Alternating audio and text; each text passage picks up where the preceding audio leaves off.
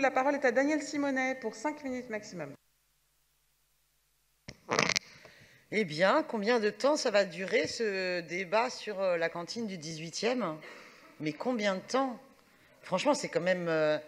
ça fait des années que des élus interviennent pour dire « ça suffit ». On ne veut pas que nos enfants mangent n'importe quoi à la cantine. Écoutez, moi, je vous invite à revoir le replay « Il y avait quoi à la cantine » qui est paru sur Public Sénat. Alors, le fait que la réalisatrice, je tiens à le dire, s'appelle Valérie Simonet, n'a strictement rien à voir avec moi. Voilà, nous n'avons pas, à ma connaissance, de lien de parenté. Et le nom, d'ailleurs, ne s'écrit pas tout à fait de la même manière. Mais écoutez, je ne suis pas du 18e.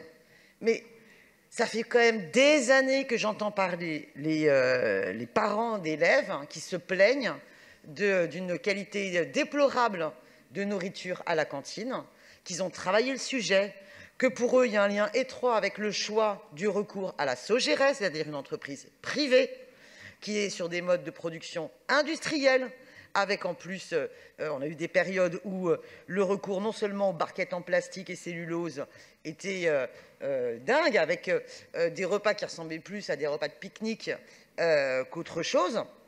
Et que, voilà, ce que je ne comprends pas, c'est qu'on a quand même eu une campagne municipale, où là, par contre, j'ai vu des engagements clairs. J'ai vu que la majorité municipale parisienne s'engageait clairement à remunicipaliser la cantine du 18e, qui est quand même le seul endroit qui a eu recours à une délégation de service public et donc à recours au privé. Donc, il me semble que vos engagements, en plus, ils étaient pour le début de la mandature. Vous êtes dans une situation où c'est le groupe LR qui revendique la remunicipalisation. Vous vous rendez compte quand même? Il serait peut-être temps de le faire quand même. Je ne pense pas, sans manquer de respect au groupe LR, que la question de la remunicipalisation de l'ensemble des services publics soit votre marque d'identité politique. Sauf que si là, vous êtes pour la remunicipalisation, c'est bien parce que vous considérez qu'en matière de cantine scolaire, eh bien, la capacité pour les élus, et d'ailleurs en impliquant dans la caisse des écoles les représentants de parents et les agents des caisses des écoles, eh bien c'est plus par un recours en régie directe que c'est plus efficace. Et d'ailleurs, dans le 5e arrondissement, il me semble, et dans le 17e, dans d'autres arrondissements que vous dirigez, vous avez fait le choix de la régie directe. Et ça vous donne par ailleurs des possibilités d'avoir recours aussi à des producteurs. Donc je pense qu'il est urgent, de remunicipaliser. Sachez que le privé, en plus, ça coûte toujours plus cher parce qu'ils ont besoin de se faire des bénéfices.